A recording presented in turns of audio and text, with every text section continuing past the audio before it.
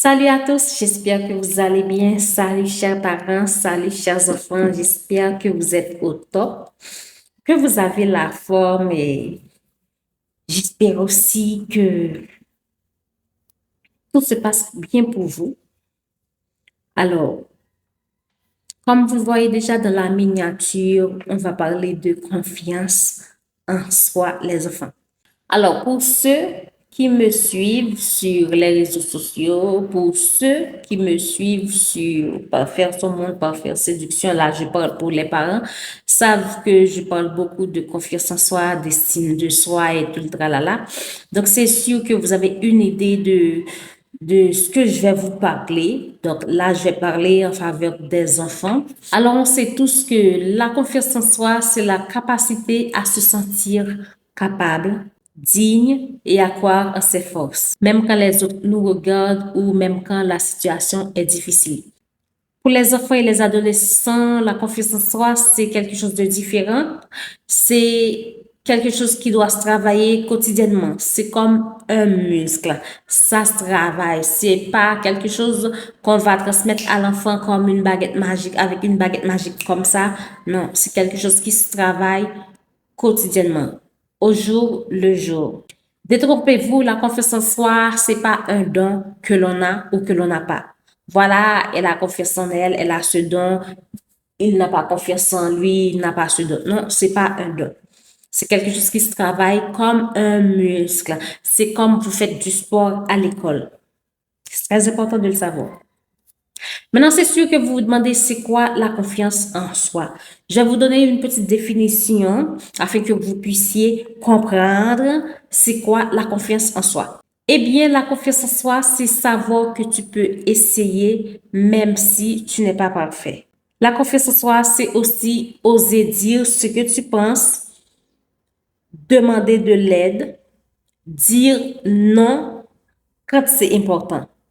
La confiance en soi, c'est aussi t'accepter avec tes défauts, tes qualités, tes forces et tes faiblesses sans te comparer aux autres. Comme je le dis toujours, les enfants, évitez de vous comparer parce que la comparaison, c'est un poison pour votre corps, c'est un poison pour votre confiance en vous, pour votre estime de vous, parce que ça va vous diminuer, ça va vous retarder, ça va vous amener à vous replier sur vous-même. Alors ne vous comparez pas aux autres. Aimez-vous, acceptez-vous tel que vous êtes avec vos défauts, vos qualités, vos forces, vos faiblesses. C'est très important. Et pour finir, la confiance en soi, c'est ton petit moteur intérieur. C'est ce petit moteur-là qui est à l'intérieur de toi qui te dit, je peux le faire, je suis capable, je peux essayer, je peux y arriver. Et je vaux quelque chose. C'est ça, la confiance en soi. Maintenant, comment avoir confiance en soi partout où tu es? Partout où tu es, comment tu peux avoir cette confiance-là en toi? À l'école, et lorsque tu vas faire un discours, à l'église, quand tu vas prendre la parole, et dans les fêtes foraines, n'importe où. N'importe où. Comment tu peux avoir cette confiance en soi-là? Eh bien, je vais vous partager, les enfants, 6 étapes qui peuvent vous aider à avoir cette confiance en soi-là partout où vous êtes, à l'école, à l'église, chez la voisine, dans les fêtes foraines et tout le tralala, partout où vous êtes. Étape numéro 1, parle gentiment de toi. Donc, quand tu parles de toi, tu parles de façon gentille. C'est comme si tu parlais de ta meilleure amie, de ta copine et tout le tralala. Tu parles de toi de façon gentille.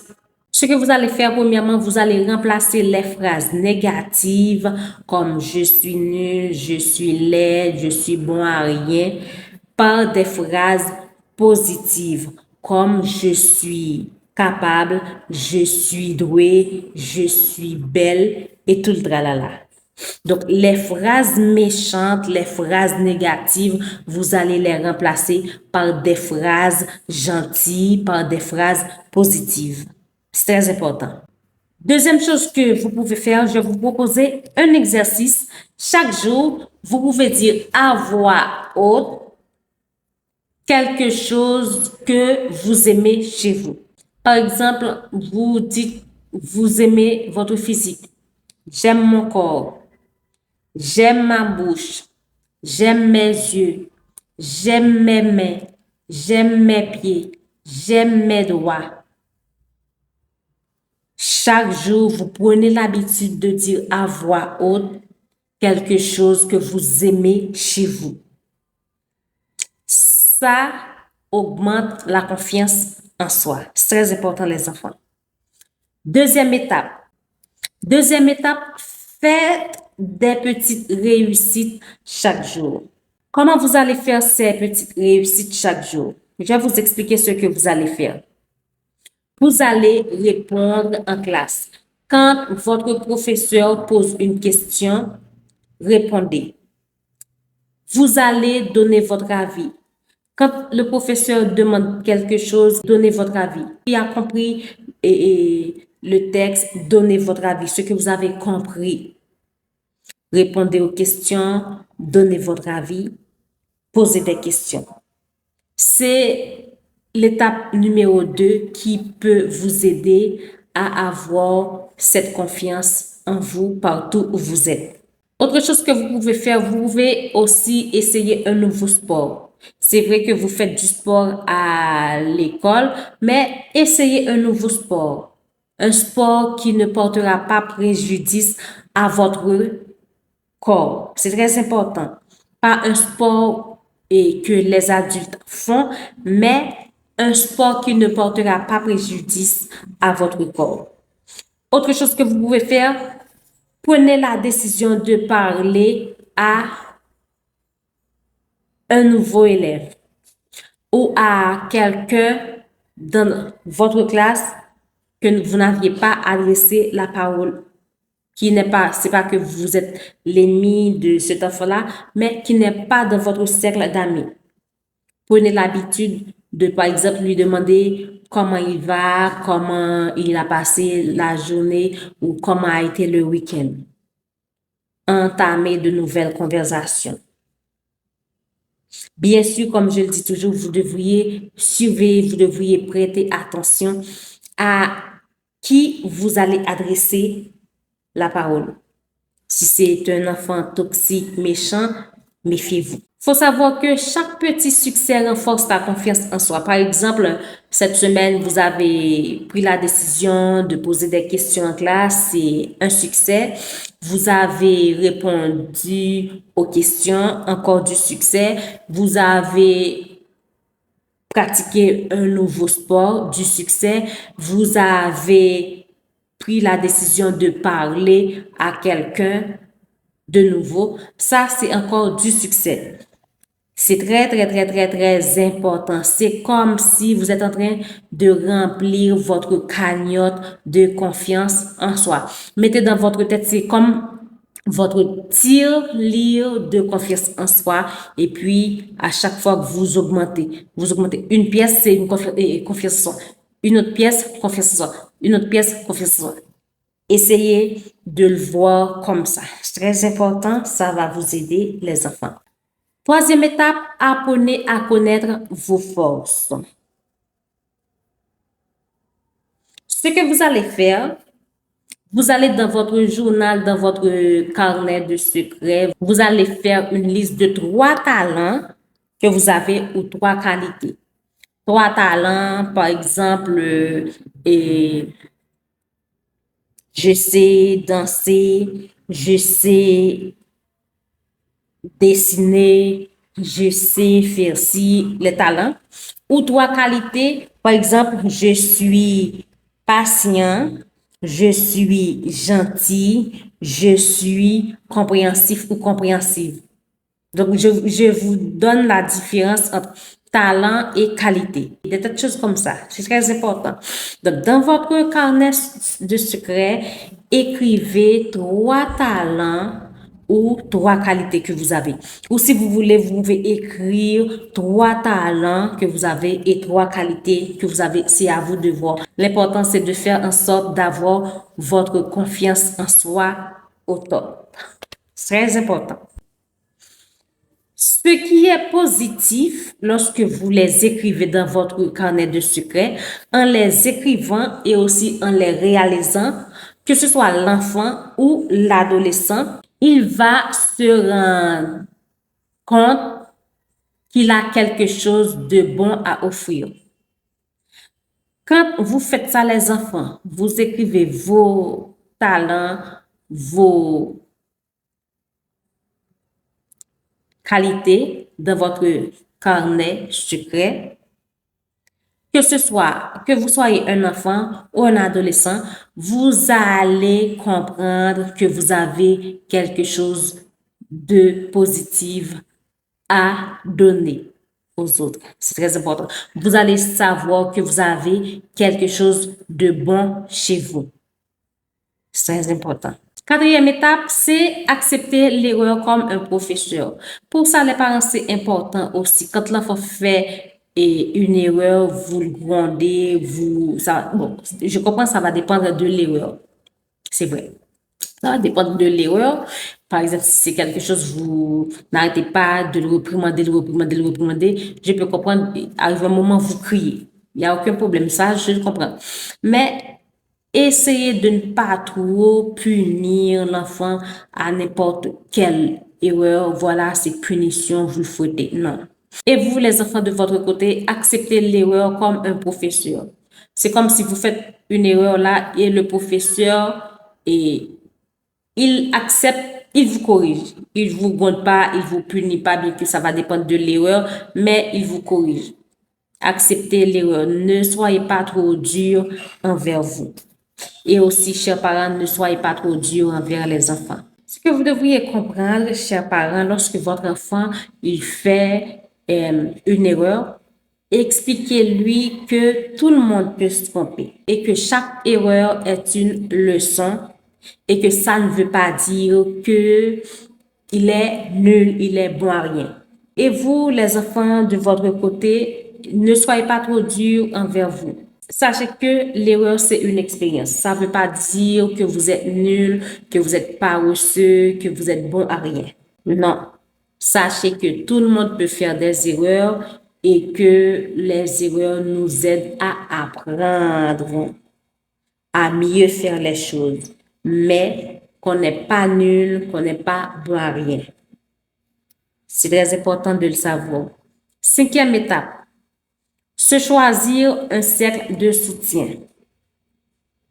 Je le dis toujours dans mes vidéos, je pense que je le dis aussi dans les vidéos de Fureur des enfants, au cœur de l'enfance. Se choisir un cercle de soutien, c'est choisir des personnes qui sont là pour vous aider, pour vous orienter, qui sont là pour vous corriger, pas vous ridiculiser, pas se moquer de vous, rire de vous, pas vous humilier en vous disant que vous êtes nul, vous êtes bon à rien, vous ne pouvez pas faire ci, vous ne pouvez pas faire ça. Non. Des personnes gentilles, des personnes qui sont là pour vous dire non, c'est pas comme ça, c'est comme ça. Non, ne dis pas ça, on dit ça. Des personnes qui sont là pour vous soutenir, pour vous encourager quand vous faites une erreur, qui sont là pour vous orienter, pour vous corriger. Alors, entourez-vous de ces personnes-là. Si maman, c'est quelqu'un qui vous corrige, qui vous dit, voilà, on fait ça comme ça, alors, demandez des conseils à maman si vous avez des amis comme ça, des amis qui sont intelligents, qui sont là pour vous booster, pour vous encourager, pour vous dire que voilà, tu es fort, tu es ci, tu es ça, qui vous encouragent. Entourez-vous de ces amis-là, pas des amis qui vous harcèlent, qui vous critiquent, qui vous diminuent. Non. Quand je dis de vous entourer des personnes qui vous encouragent, c'est pas que les amis, il y a aussi la famille, frères, sœurs, cousins. Si vous avez un cousin qui est toujours là pour vous encourager, pour vous corriger, entourez-vous de cette personne-là, maman, papa et tout le tralala. Ce que vous devriez savoir, les enfants et aussi les chers parents, il faut savoir que la confiance grandit quand on ne se sent pas jugé. Chers parents, je dois vous dire que si vous voulez que la confiance en soi de votre enfant grandisse, il ne doit pas se sentir jugé à tout moment. La confiance grandit quand on ne se sent pas jugé, quand on ne se sent pas ridiculisé, quand on ne se sent pas diminué. Alors ne jugez pas votre enfant, ne le diminuez pas, ne le ridiculisez pas. C'est très important.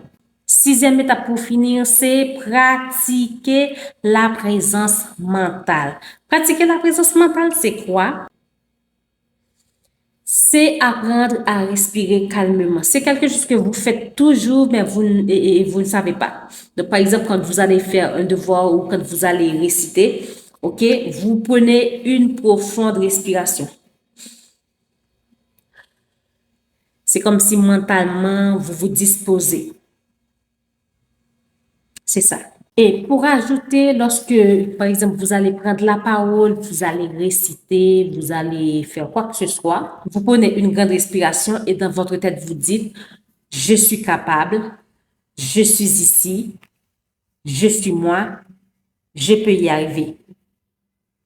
Ça aussi, c'est une façon de travailler votre confiance en vous. Et là, vous allez voir, ça va vous mettre en confiance.